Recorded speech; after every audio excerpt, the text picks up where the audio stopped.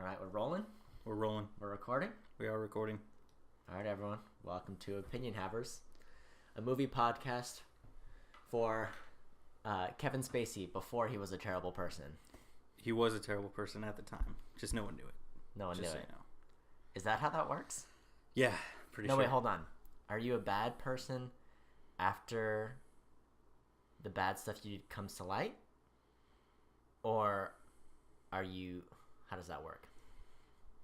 I think you're a bad person when you do the bad stuff, and then you're a worse person when you try to say, oh, because I'm gay, it's okay that I did this bad stuff.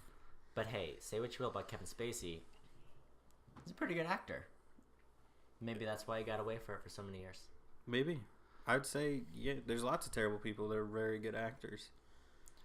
Top 3 favorite terrible people that are good actors. Go. Oh, man. Well, all I can think about is Kevin Spacey. All right, I'll throw it out. Gary Oldman. He hit his wife with a phone or something. Did he? This is back in 2002. I thought Johnny Depp did that. All right, Gary Oldman, Johnny Depp. Let's get the third one. Who's third? Kevin Spacey. Wasn't he I thought he was the first one. We got to get off Spacey for a second. Oh man, I don't keep up with the actor, who's a terrible person in the actor world, man. You know who's probably a terrible person? Who? Tilda Swinton. Probably. Just saying it. Her face definitely looks like it.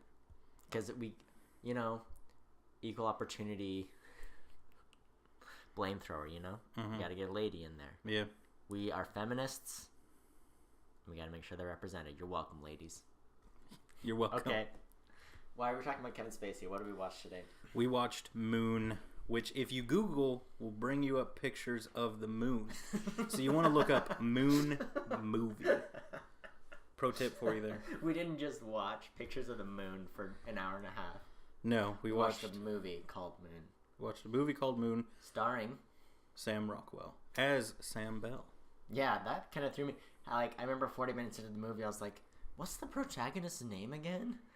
And then I couldn't. The last thing I thought it would be was Sam, because it's Sam, and then that's what it was. It was. And then of course Kevin Spacey does some voice acting as Gertie. Gertie. And then I don't know, 2 other people that you never see. Yeah. The whole cast there wasn't hardly anybody. Yeah. On the end credits, there was only a handful of people. There's more people on IMDb. Yeah.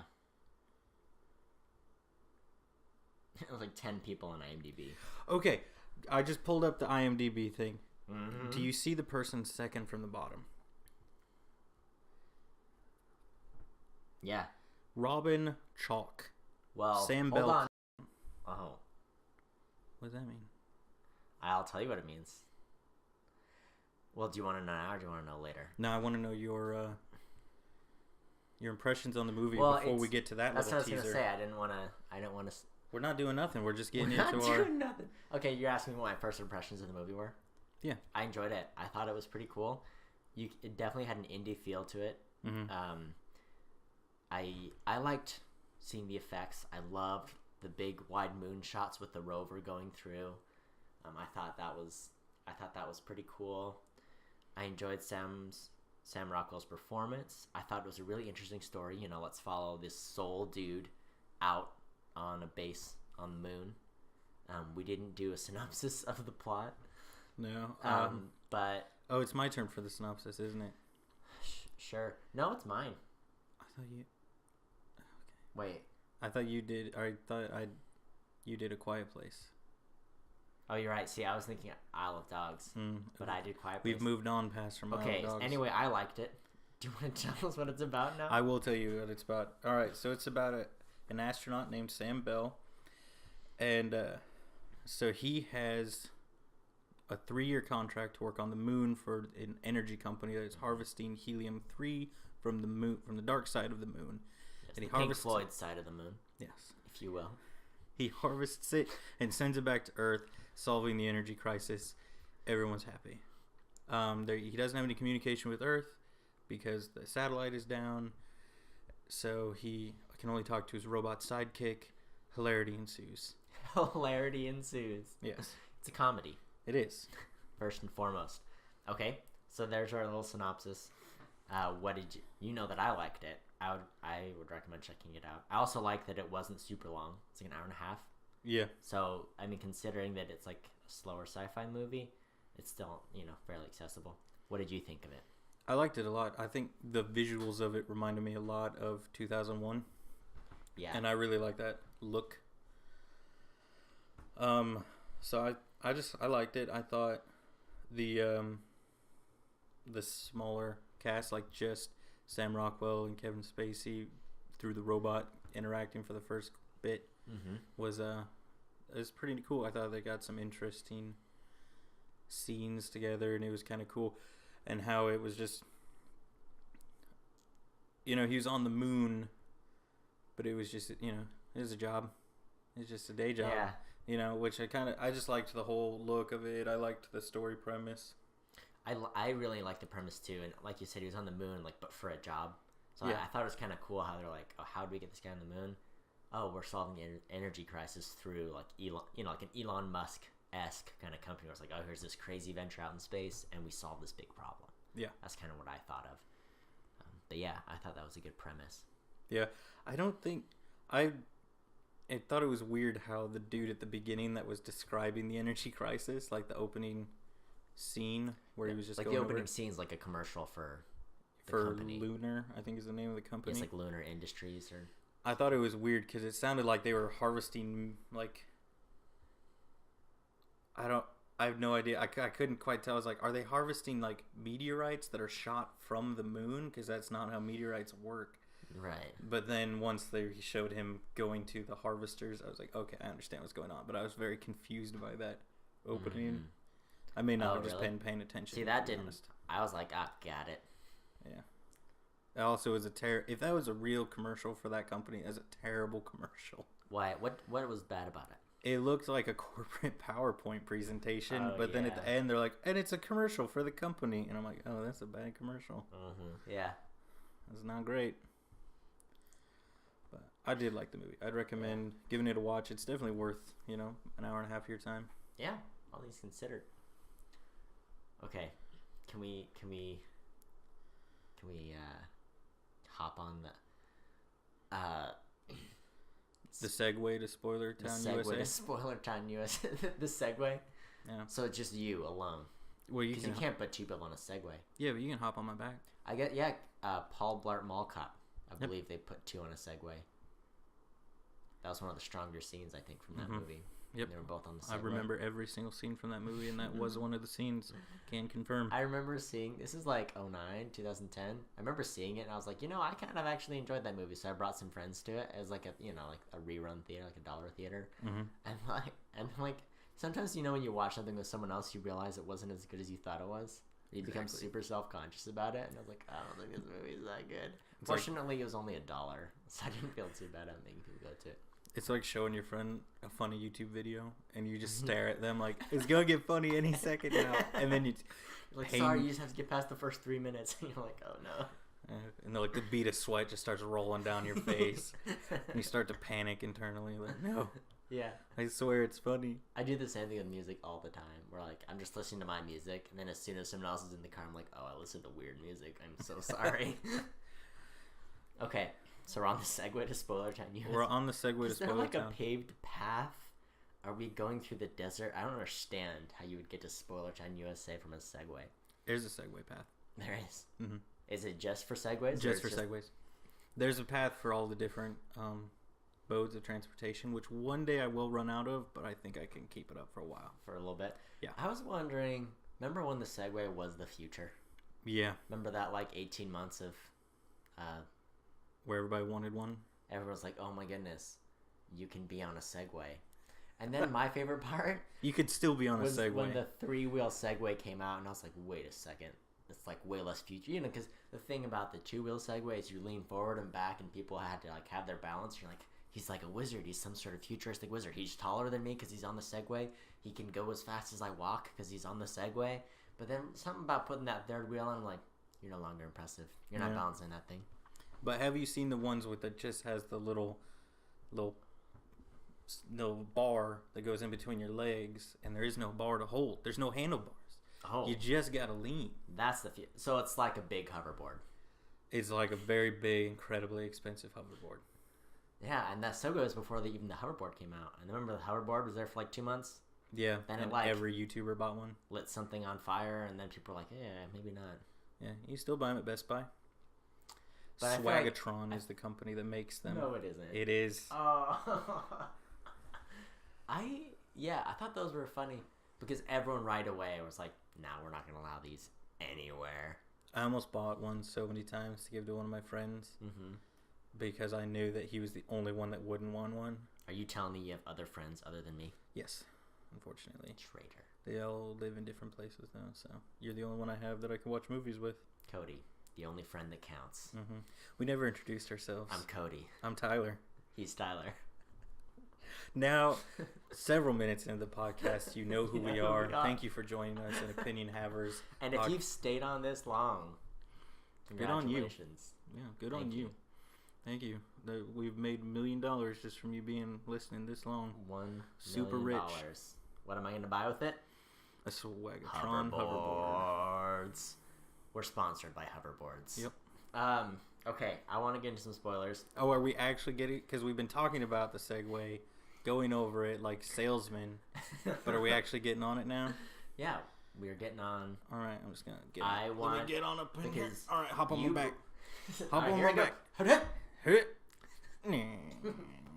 Is that the sound they make? Do they go... I feel like the good segues don't make a lot of sound. All right, but now we're passing... Future is silent. No, it is. That's right. You can just sneak up on people. But now we're silently passing into the city limits We're of in the Spoiler Town. threshold. Several minutes after I first wrote down the timestamp. Now we are in Spoiler Town. Okay, you asked me. One of the 10 cast members in IMDb is Robin Chalk. Yes. And he is in there as Sam Bell clone. Which... Do you know when he appeared in the movie? Because I know exactly when he was in the movie. I know. Well, it was the fight scene.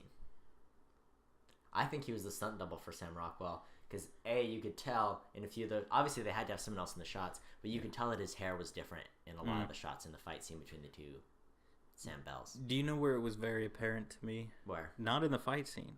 Before but in the a fight completely pointless scene to have somebody else play the double. Where? In the drawer.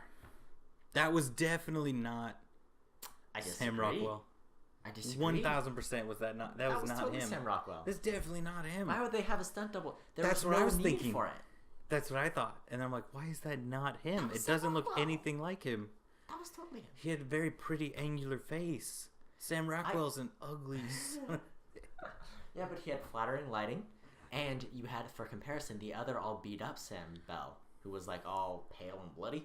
Yeah, because he was falling apart. Maybe you were just distracted. Maybe. Because of how gross the other one looked. I'm pretty sure it wasn't him, but I don't know. Because I can't... It's not like they break down scene by scene when they're in there. Yeah. But I was blown away. It took me out of the movie there for a minute. Yeah. See, that fight scene was tough for me. That was one of the only things where I was like, oh, okay, this is... Because, I mean, obviously, if one person fighting himself, it's going to be kind of tricky. Tricky. A little tricky. Just a little bit. Yeah.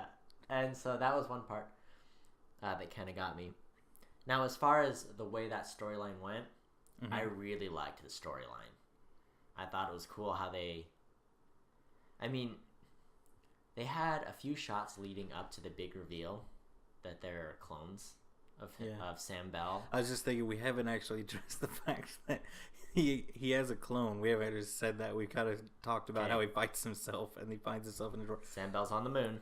On the moon. Gets in a crash. Does he? As a result, a clone of him comes out. So he gets taken back to the ship. He wakes up. He's in the infirmary. No, that's the other guy. There's a clone thing. There's a clone. And the clone goes back and rescues his clone, brings him back, and he's like, whoa, who's this dude? And then they're both freaking out. Eventually there's a fight scene. That's why they had to do that stunt double. But that was one of the...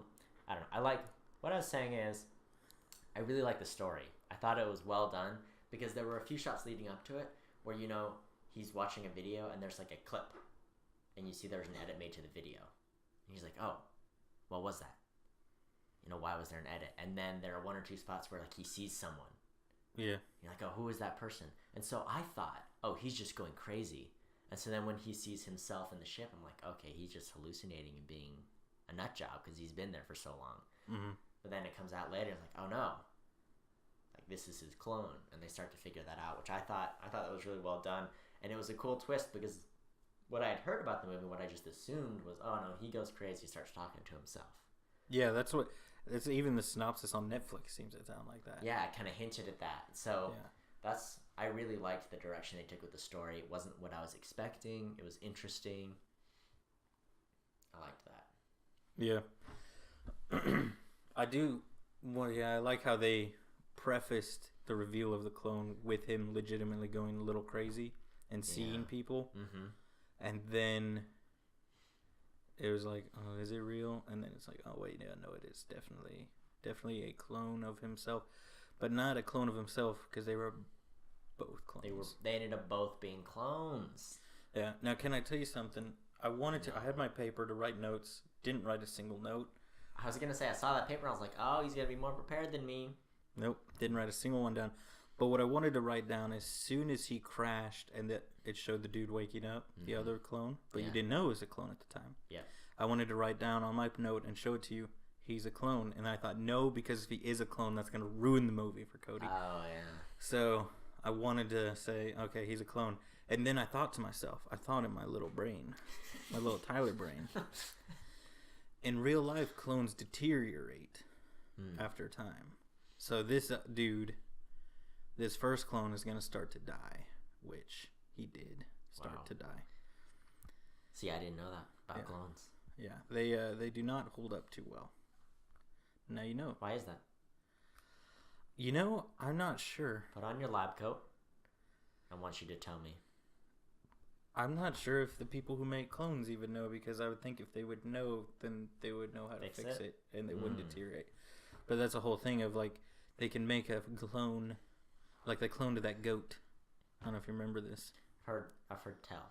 The goat. And then the goat basically did what the guy does in the movie. It just kind of liquefied on the inside and died. And that's what they do.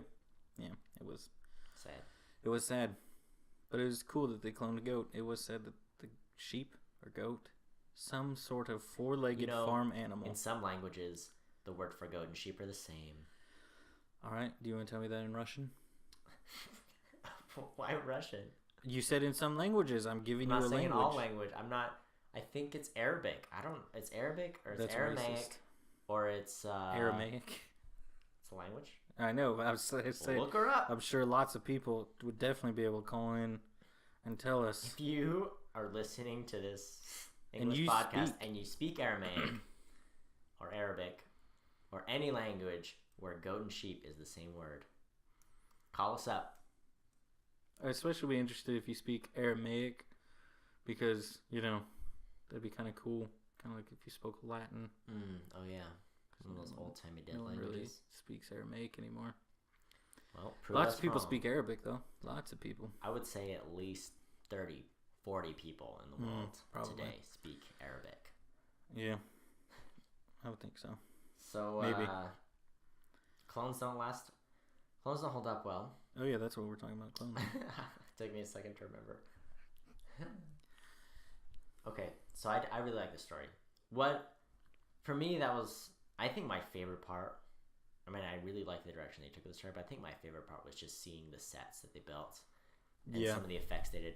I thought the lunar base was really cool because this takes place in the future, and when I think of a space shuttle today, they're all very small, very cramped, But that moon base was really, really had a lot of space and seeing that. So I thought it was a good indicator. Oh, we're way in the future. This corporation has this base set up. I loved the way the base looked. I loved seeing those big wide moon shots with the rovers going through. I thought that was all really cool. That was probably my favorite part. What was your... Well, I wanted to ask you about those big wide shots with the rover and like the harvesters and stuff. Do you think for at least some of those shots they used minis? I think so. Because they looked small, but it looked like they were minis on a a thing. I'm pretty sure they were miniature models. Yeah, because I definitely got that look. That they had that look of being a physical thing, just a tiny little thing on. Like, which I really table. like. Yeah, I don't know if you've seen a tiny little indie film, or actually, it's a tiny little series of indie films called Star Wars. But in the that's the Michael Bay one, right? Exactly. Yeah, Michael Bay and Snyder. What's his name? Snyder. Zack Snyder. Snyder and Michael Bay. It's a collaboration between Zack Snyder and Michael Bay. Yeah. They made the Star War. And they, 30 years after, they made the 6 through 5. Was it 4, 5, and 6? They decided to make 1, 2, and 3, right? Okay, that's probably smart. It's good ordering. I think so too. But see, in that 1, 2, and 3, which most people don't think are very good, I think they're all right. I think they're probably, in my opinion, the strongest. Yeah, definitely the best. Definitely the second one, called Episode 2, my favorite. Yes. Of all time. By far. I think most people's favorite. I think it's by a pretty wide margin. Yeah.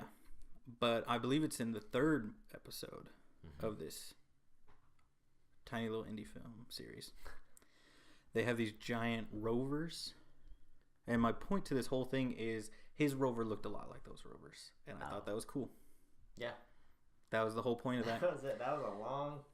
But they're giant little rovers, and they there's a battle, and they come over a thing, and they're like, ooh, and they're going along and doing stuff, and they had the same square boxy front and the big giant wheels, and it just looked cool. So it looked like that to me. So I was like, the droids are coming for him. Oh yeah. Big time. Yeah.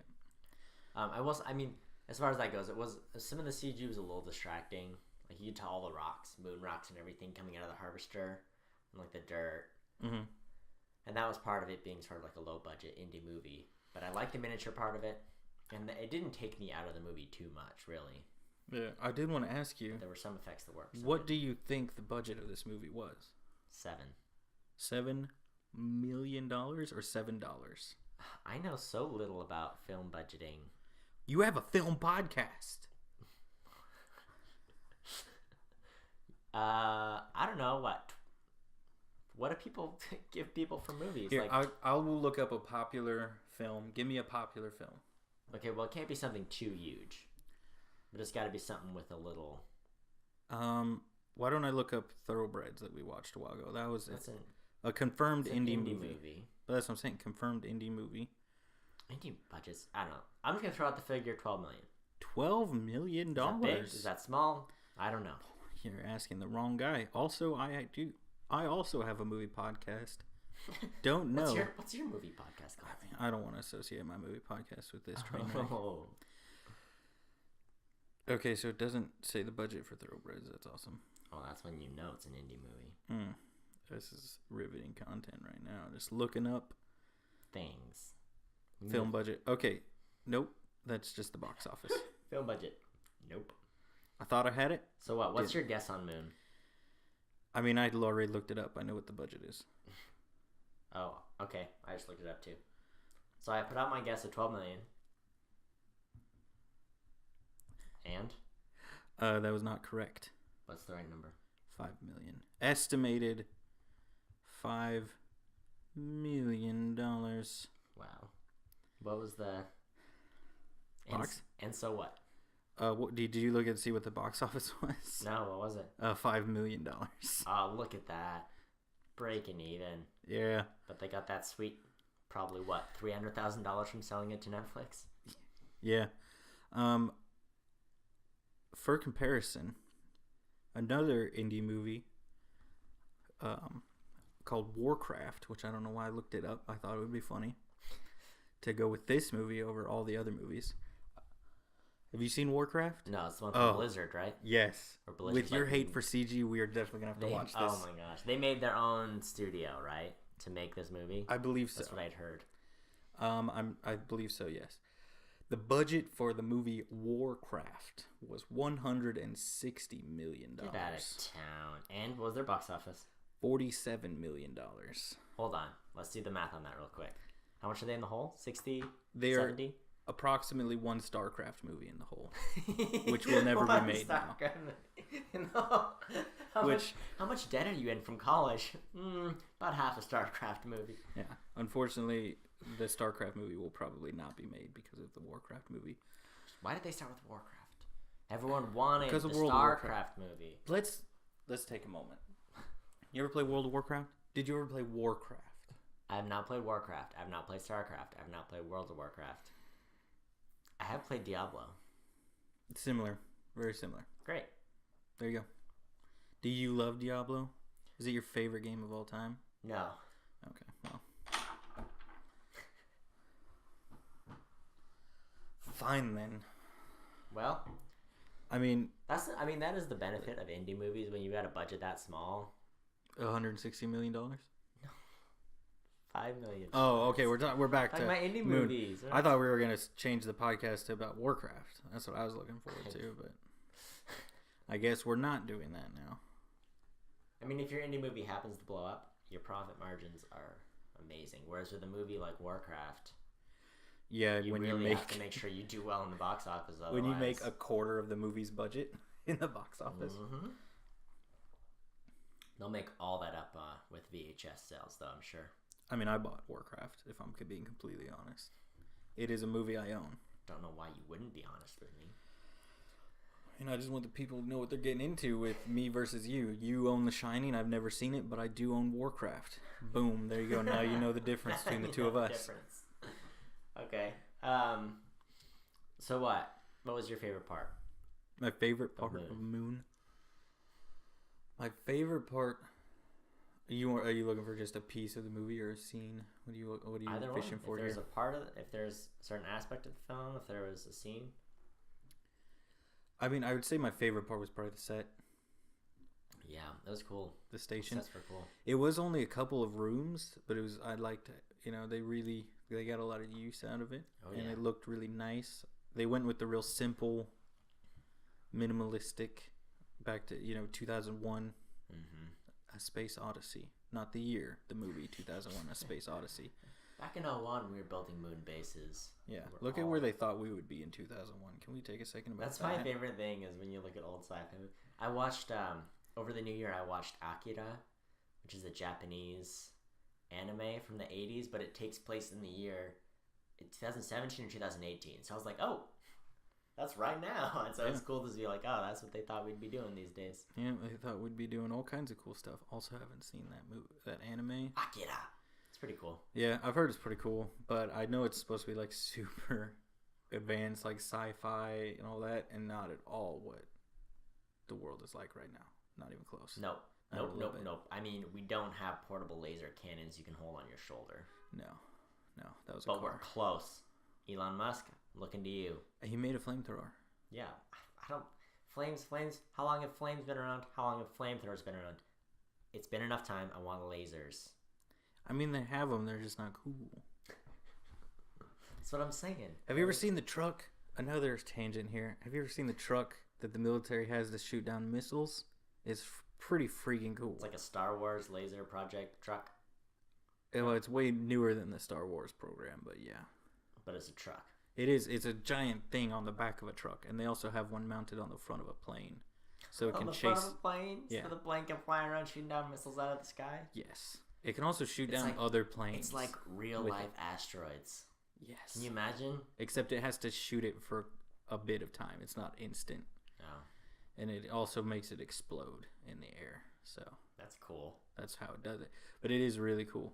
It's got some of those documentaries where they show like all the the cool military stuff, like experimental stuff. Mm-hmm. Those are cool. I like those a lot. Nice.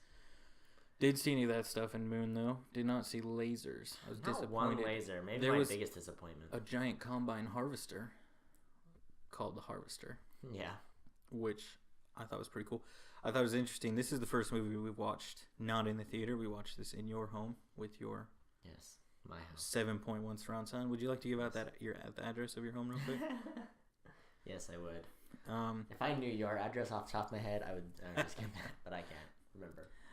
Oh well, I see how good friends we are now. But okay.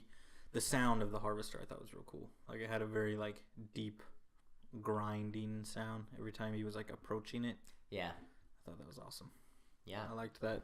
And I don't think you would get that if you didn't have the nice surround sound like you have here, or the nice subwoofer. Yeah. But what was your favorite part of the movie? Now that we've gone off on my... I mean, I really enjoyed the story. Mm-hmm. I liked the direction they took with it, because it took me a place I wasn't expecting, and it was just interesting. It was interesting to see the two different clones. The one had been around for a while, he was getting kind of crazy. Oh, yeah. But it was cool to see his personality, and then the other one who was...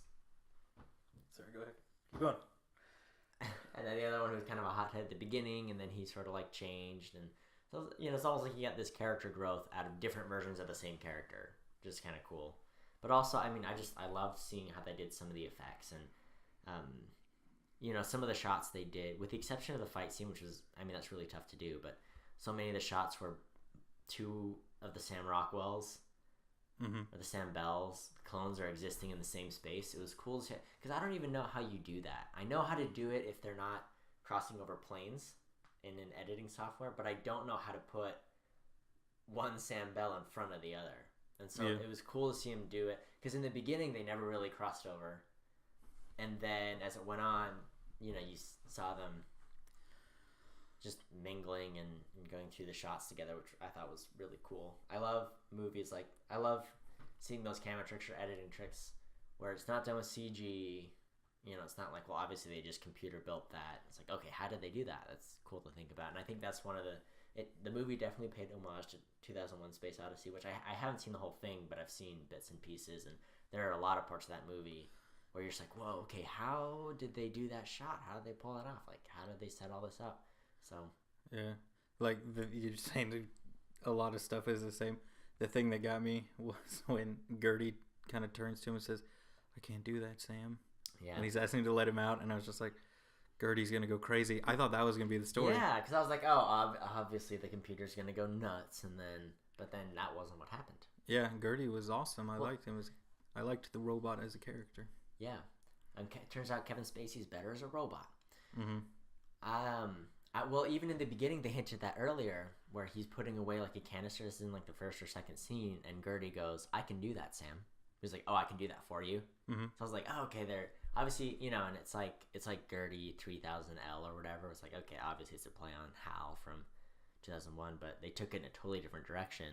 Yeah. Where instead of going crazy and like locking him out at first, you're like, oh no, this is what's gonna happen. But then he ends up kind of being one of the good guys, and yeah, he helps him. He like him shows he was honest with him about him being a clone. Oh yeah. And like puts in his password to like show him the videos of all the clones going home and everything. And I was like, oh, well, that's interesting. But you noticed me make a very subtle and exaggerated motion a minute ago. Can be subtle and exaggerated. It was both, and I was impressed with myself. The reason I pulled up Warcraft the movie to compare them. We're back on Warcraft. Is because Duncan Jones directed both of them. No, he didn't. He did. He directed Warcraft the movie. Was after the Moon. So Moon was first in 2009. Moon was 2009? Mm-hmm. What was 2009? Then he directed Source Code in 2011. I've heard that was actually decent. It was pretty good, actually. And then Warcraft in 2016, and then Mute, the new Netflix movie. Oh, I was going to say, do you think Warcraft's going to be kind of a career killer for him? No, but unfortunately, I've heard Mute isn't very good either. So I think... Duncan. DJ, come on. Yeah. But I think what's interesting to look at is he has a writer, like the story in this movie. Mm-hmm. Whereas the other ones, I think he was just a sci-fi director. Yeah. So he seems like he's good. He's just given not very good properties to work with so far. Interesting. Oh, man. It's always interesting for me to see, when you're working with $5 million, you have to be very creative. When they give you a budget of, how much was it? 160? 160? I thought you were saying 16 this whole time. 60? No. 60? $160 million. That's tough. And the thing, too, is that's a lot more hands in the pot, Yeah. It's a lot more to deal with, whereas with an indie crew, it's like, okay, you're going to know everyone on set. You're going to know... Oh, also... have a lot more control. I'd like to correct myself. He wrote Mute, which people say wasn't very good. There you go. So maybe he's not as good of a writer as I thought. Oh, Maybe I dropped the pen. I thought Gertie was interesting. Was it just me or is that a play on QWERTY? I thought that too. QWERTY keyboard. I thought it was supposed to kind of be that. I liked the direction they took with him because, you know, in 2001: A Space Odyssey, Hal's just like the big red dot. Mm-hmm. Whenever he's talking, it pops in that. But with Gertie, he had little emoji faces that would change, and it didn't move, but it was just like, here's an emoji, and then depending on what he's saying, the emoji changes. Yeah. It's like, I thought it was kind of an interesting way to help give some interpretation to his lines. I also noticed he had the little telescopic eye thing that kept moving. Yeah. And then there were some shots where Sam was pacing, and then you would see Gertie pivoting left and right and left and right following him. So I actually thought the design for Gertie was pretty cool. Yeah. I thought at first actually that he was a little like roll around box, and then I was surprised when it shows the first like wide shot of that main room where it's him on the rails. And he's like hanging from the ceiling by like a rail. Yeah. Yeah. And I like just little touches where like when he had to go through the doorway, it showed him like kind of have to move into a certain orientation to go through the tiny little slot, and then he was able to go back to where he could spin around and stuff. It's just little touches like that made it feel like real and not just like, because they could have easily just done a CG thing, but it seemed like they had a real little thing that someone just with a joystick controlling it. Yeah. And it made it a lot cooler, I think. Mm-hmm. It gave him something physical to interact with, which I know I hear in interviews and stuff a lot of actors that do this kind of thing where it's just them or them talking to themselves or a CG character where they have nothing there and it's really hard. So I think him having that with the screen with the emojis made it a little easier for him to play off of Gertie. Yeah, something to look at. Yeah. And knew where to actually look instead of just kind of vaguely in the direction. Like, okay, it's going to be over there. Look over there. Yeah. I don't know. Did you always seem to like to poke holes in the plot and everything? Yeah. You want to get out your little poking stick and start poking on that screenplay? I'm miming poking holes. He's miming it. It's very creepy. It's like Gollum. Poking holes in the story. Okay, my biggest hole poker. Right. My biggest hole poker. Now, keep in mind, I'm not a moon scientist. Right. Are you going to say the gravity? The gravity. Gravity. No, the biggest thing about the gravity was that the crash. When he's driving the rover and he crashes into the harvester, and that kind of moves the whole plot forward because that's why the clone has to be woken up, and that's why he goes out to find him. But there's that big old crash. But if you were on the moon and you hit something, wouldn't you go a lot slower? Wouldn't you not get a big concussion and get totally messed up? Because what's the gravity of the moon? 1/6? Yeah, Earth's gravity. Unless there's some sort of artificial gravity in the rover, but that doesn't. I mean, it's just like even if at any point you crash into that sucker, the car crash is going to be 1/6 as bad. And it's not like he was, hauling. He wasn't going super fast in the rover. I would think at that point it would be inertia, not gravity, because it's not pulling you down. You're flying. The rover stopped, and if it's going 30 miles an hour, you're gonna fly forward at 30 miles an hour. No matter what the gravity is, you're flying. You'll probably fly forward faster. But he wasn't even going that fast. I think it doesn't look like he's going that fast, but he might have. I mean, I don't know if you've ever been in a car crash, but even at very slow speeds, it's pretty jarring when you stop immediately. I was in a car crash October of last year. October of 2014. What? People are gonna be like, "Wait, when was this recorded?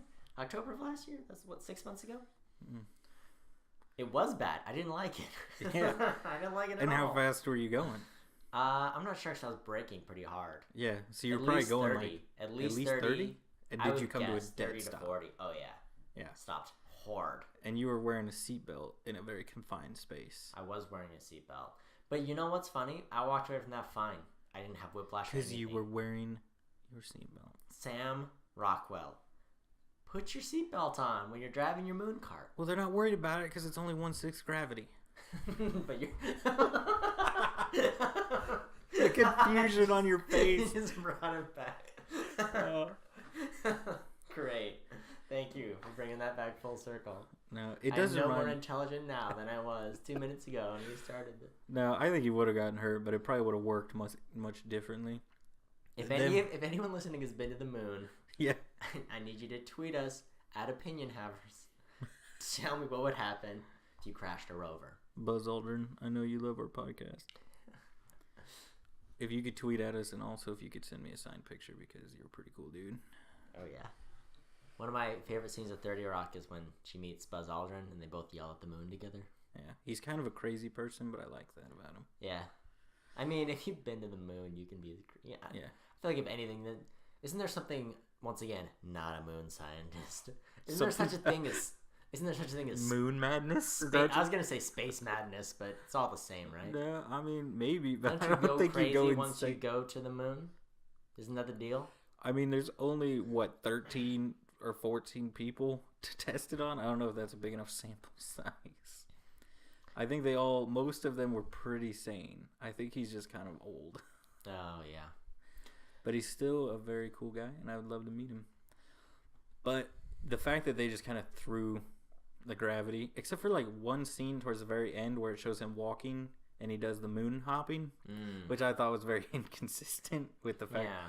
But it reminded me of old sci-fi movies from like the 80s where they were just like, who cares? They're on a space station. They figured it out at some point. We got a budget. We're not going to throw wires on this guy and do this for every scene. And yeah, and they're just like, nobody cares. Yeah. And so it reminded me of that. Like 2001, again referring to that, they kind of tried to explain it with the fact that it was the twisting thing. But people have gone through that and they're like, no, it wouldn't be that much. It wouldn't work that way. But they at least tried to explain it. But a lot of movies during that time period were just like, nobody cares. Yeah. We're not going to try to make them look like they're in zero gravity. So they didn't. So they just had gravity. And you were meant to just assume that they'd figured out how to imitate gravity at that point. Sure.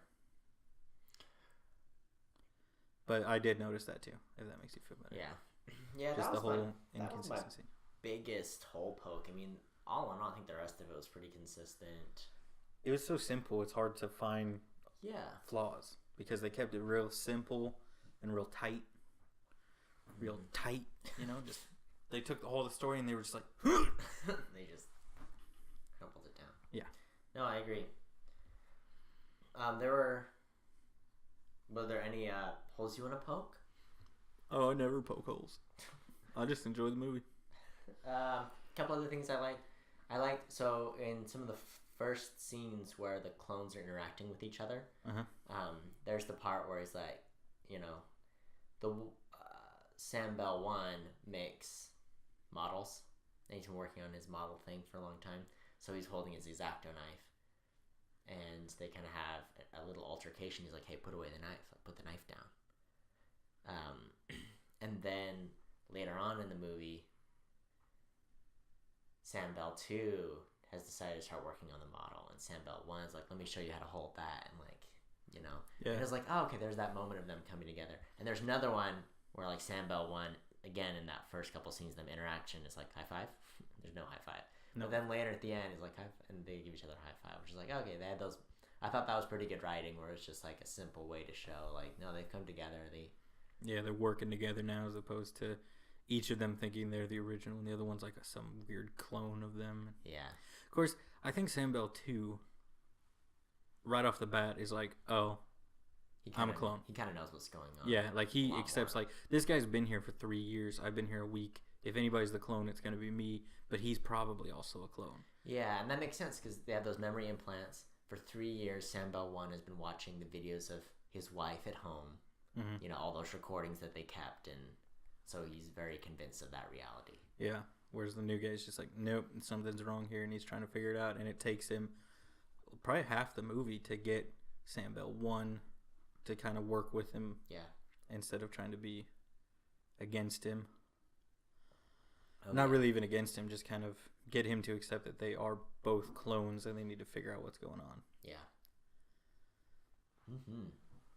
Yeah, so I thought that was good writing. Okay, last hole poke. Not even a hole poke, just... I kind of mentioned I didn't love the fight scene I mean, it's kind of tough to shoot. I thought whoever the double was pretty obviously, I mean, different haircut, and it kind of showed. Aside from that, there's the part where they play ping pong against each other. Mm-hmm.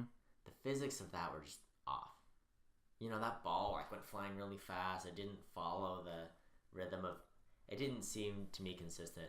And obviously it's a hard shot to do because you have to have him do it twice. You have to have him do the right side of the shot and the left side of the shot. So that, I just think it was a hard shot to do. I didn't think they quite pulled it off as well as they did some of the other things. Yeah. It definitely took me out. That took me out of the movie. Aside from that, I mean, those are my only beefs with the way it was shot and the way the effects were done. All in all, considering the budget and how ambitious some of those shots were, I thought they did a good job. Yeah, I could definitely see most of that budget going into making them appearing on screen looking good, and the sets. The sets, I think, are the big one, yeah. For sure. But the visual, the editing of making them look together well, and those physical things, I think probably added up to most of the budget. Because I can't imagine they spent any money on marketing or anything. Because I never remember hearing about this movie when it came out. I didn't hear about it till Redbox, I think. It came out to Redbox, and I was like, oh, Sam Rockwell, he's really cool, and it's a sci-fi movie. I might check it out. Yeah. And here we are, 5 years later. I'm checking it out. Yeah. And I mean, it was definitely a good movie. I think the fact that, going back to the director, Duncan Jones, the fact that DJ. I think it seems like it was because of this movie that he got to direct Warcraft and Mute, which I'm sure had much larger budgets. Yeah. Oh yeah. And this one earned him that. I think if I were to watch this and want to pick a sci-fi director or someone to do I guess because Warcraft is a fantasy film, but yeah, but there's just a not they based come from space or something, and then it's oh, we're on the same planet now. No. What? No. Yes, there is. They don't come from space. Who comes from something happens from space? The orcs come through a portal. There you go. You're thinking of StarCraft. Yeah, but the orcs come through a portal. Yeah. From a different planet? I'm not sure if it's a different planet or supposed to be a different dimension or a different realm. Okay, that's it. I think they use realms because it's a fantasy thing. So I'm pretty sure. Thank you very much. Well, that's what it is. But I would trust this guy with my. If I was making a big movie, I would look at this and say, yeah, this is a good safe bet. Yeah, and he did Source Code, which was really good. So, I mean, I think he's a good director. I think he's been given not the past two things. It seems like he's been given not very good stories. But he wrote Mute. He did write it. He did write it, so it's kind of his fault. But I haven't seen it, so I can't speak to it. Maybe we'll watch it someday. I also know I imagine it'd be interesting to make a movie for Netflix. Because it seems like they pump out a ton of movies. And they have a few that have been Oscar nominated. And then I feel like they have a ton of other stuff where they're just they're taking that approach where they're just taking a fistful of movies and throwing it at the dartboard. And they're like, all right, let's see if we can get any of these to stick. Yeah, quantity over quality. Yeah. But it looks good. I'm not saying it's not. I'm just saying I've heard it's not great. But now I want to know what its budget was. You've seen Mute. Tweet us at Opinion Havers. Tell us what you think. I tried to find its budget, and I realized that it's a Netflix movie, so there's no way I'm going to find its budget. Netflix. Mute. But Paul Rudd's in it? What? Yeah. We have to watch it now. Okay. Was there anything you would have done different with the story, with really anything with the movie? I don't know. I'm trying to think. I think them I was going to say I thought them waking up the third clone was kind of pointless, but it ended up not being pointless. It just seemed for a couple minutes. But it also, one thing I thought was, if they found the new clone killed, they were going to be like, this is a fresh clone. This isn't a dying clone. Yeah. Obviously, he was murdered. But I don't know how intense of investigation they would give. But I think the whole point was they're like, okay, well, the one got abandoned out there, so obviously they would have awakened a new clone. If they only find one relatively new clone in there, everything's kosher. Yeah. Which gave a chance for Sam Bell 2 to... I wasn't talking about them finding like the sick one. I was talking about them not finding the sick one in the rover. Oh yeah. Yeah. But then he was out there. Yeah, he was. He ended up out there. Yeah. And the new guy, Sam Bell 2, ended up going home. But so it all ended up just fine. But I thought... Well, originally Sam Bell 2 was going to sacrifice himself. Because there's the part where he says, you did your 3 years. You deserve to go to Earth. Yeah. And then after a couple minutes, Sam Bell 1 realizes, like, no, I'm not going to make it. I'm super sick. Like, you should go. Yeah, which that is, like you were saying, that was something I was thinking about that as we were watching it. That I was thinking about this question because it always comes up. And I was going to say I would have sent the not sick one home. But they ended up doing that because I was like, he's an astronaut. Like, even if it's just a job, he is an astronaut. He has to be smart enough to know how to fix anything on that place. Mm-hmm. He's not a dumb person. He would be able to recognize, all right, I'm a clone. I'm puking up blood. My insides are probably paste right now. Yeah. I'm not going to survive a couple days, let alone long enough, 3 days to get home and then to live any kind of life. Right. Whereas this other guy, he's got 3 years to live. Plus on Earth, they might be able to save his life. Yeah. So...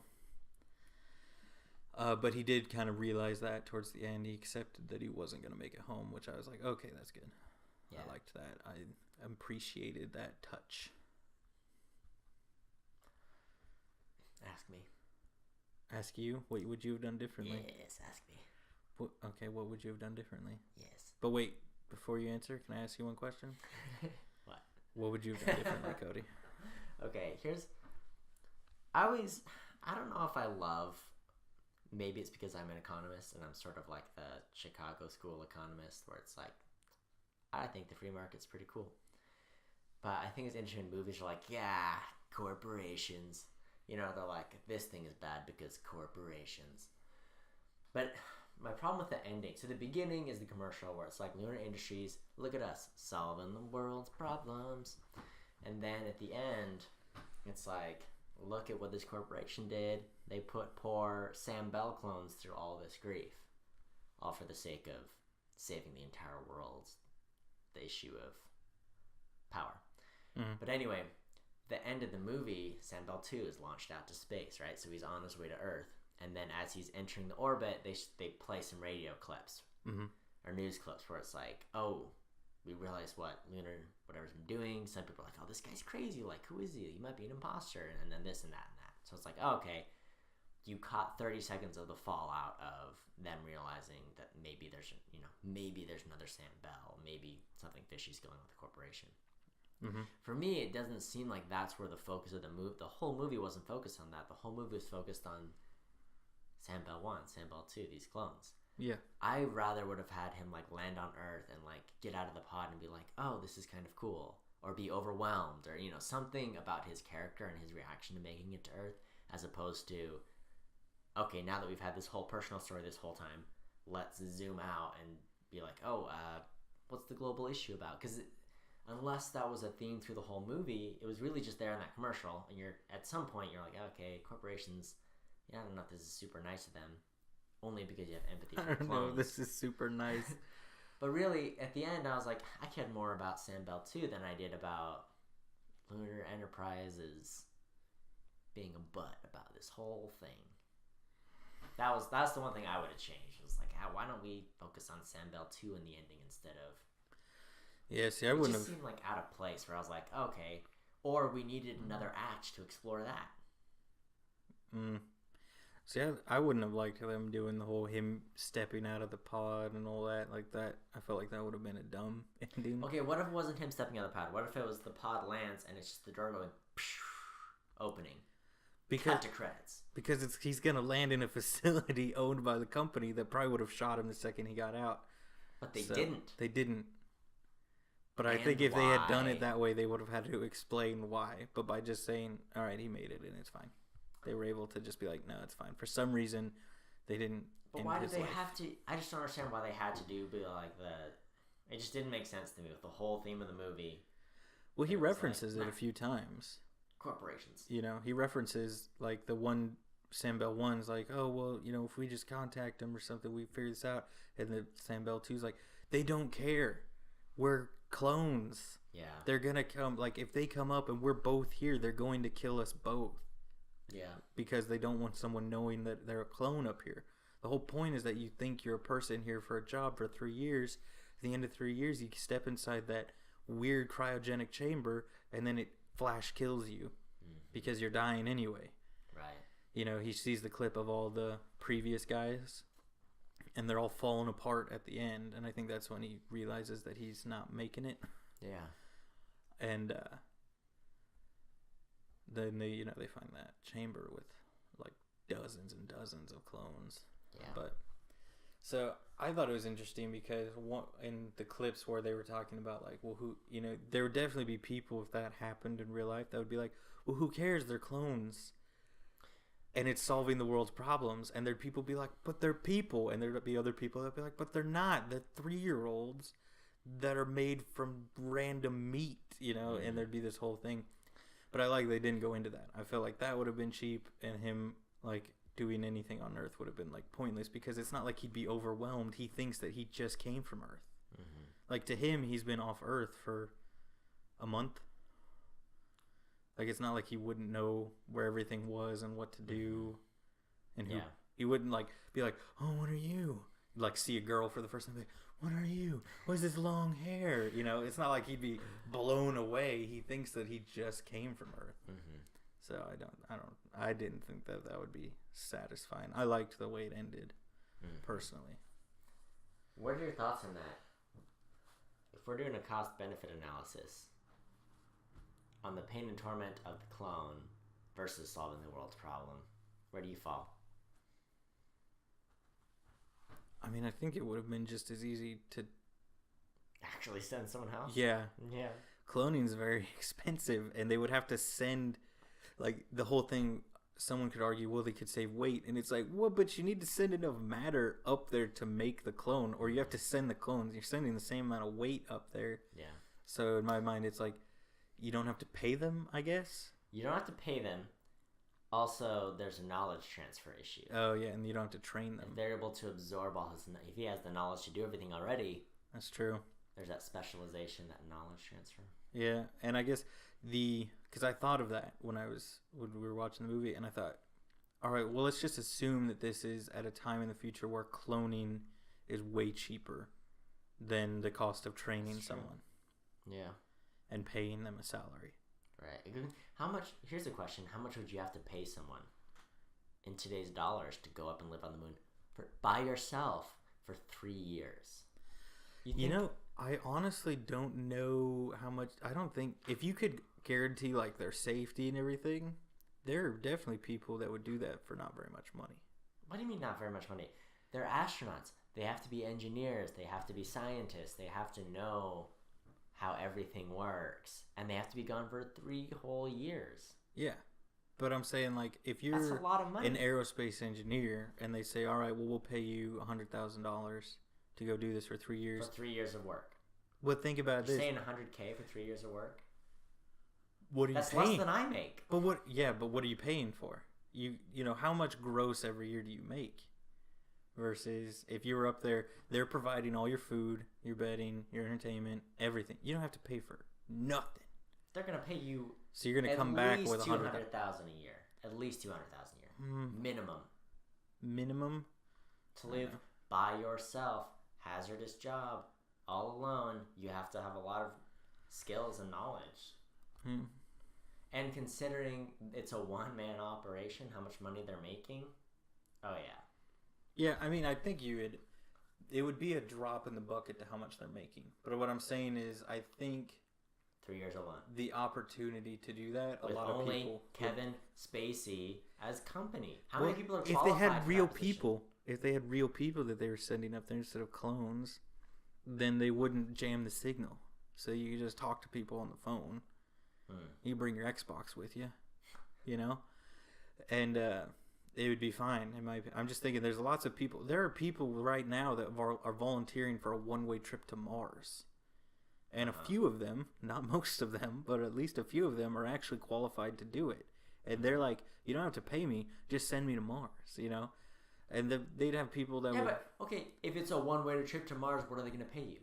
Mars bucks? I don't know. Mars bars? It's a dumb joke. But I'm just saying, there are people who would do that for less That's than... the point, is you don't need money if it's a one-way trip. Yeah. But I'm talking, even Fun for fact. a round trip, then. There are The people... exchange ratio of U.S. dollars to Mars bucks is... All right, I bet you meaningless. those same people would volunteer for a round trip probably much more quickly than a one-way trip. I'm just saying, people that are married, that have kids, they want to get back to their kids, Yeah, those generally aren't the kinds of people that volunteer for a 3-year But mission. Sam Bell did. And he made it back.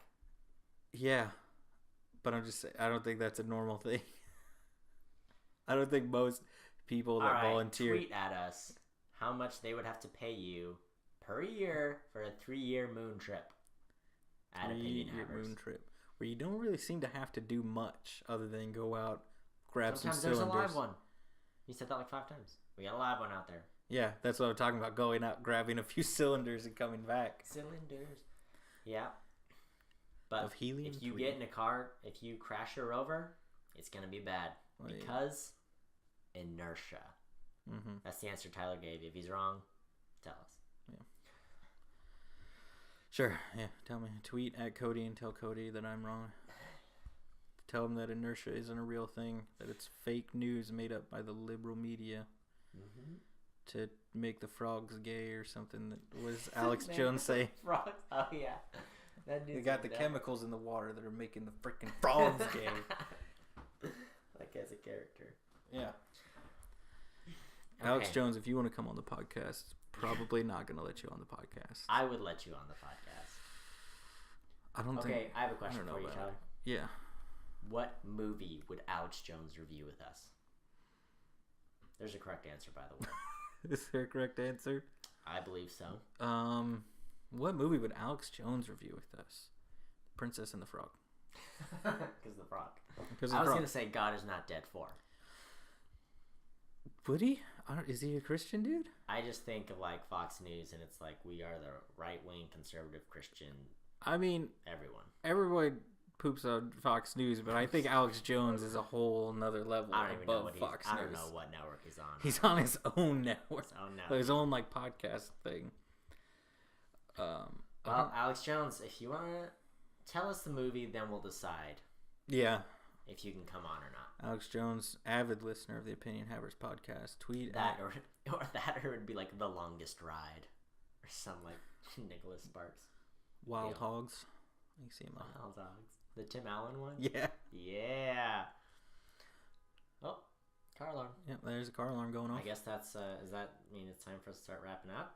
I do think it'd be about. The car alarm went off, but yeah, I think that's kind of our alarm. Yeah, that's the car alarm we have set across the block. Yeah. We pay a guy to go and Set clip someone's bumper. All right. So, all in all, Moon. I would recommend it. Yeah.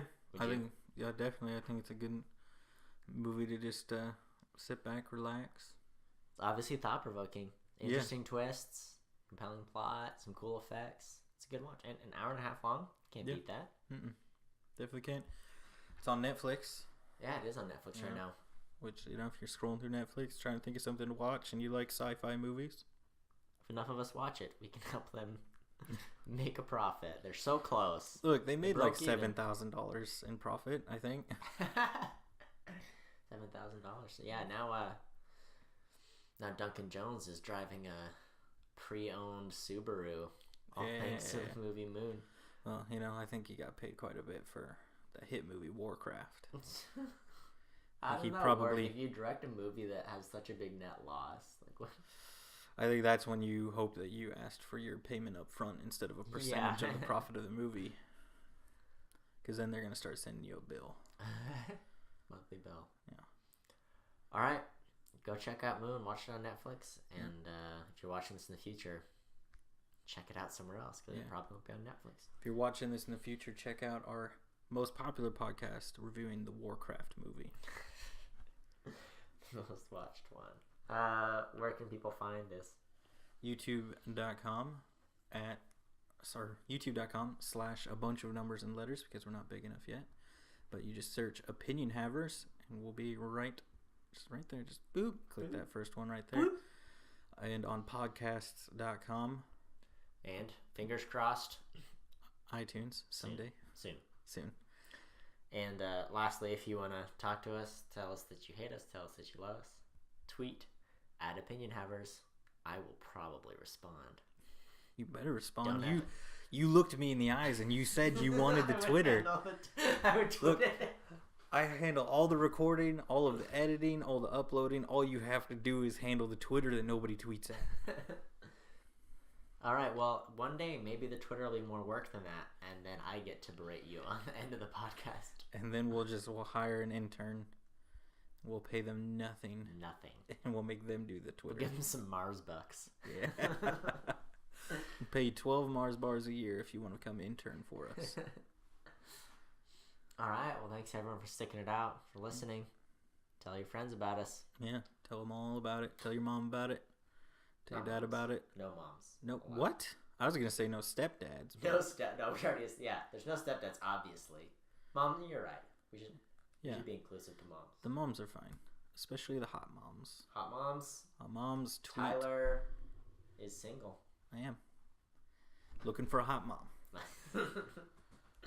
All right, see you next week.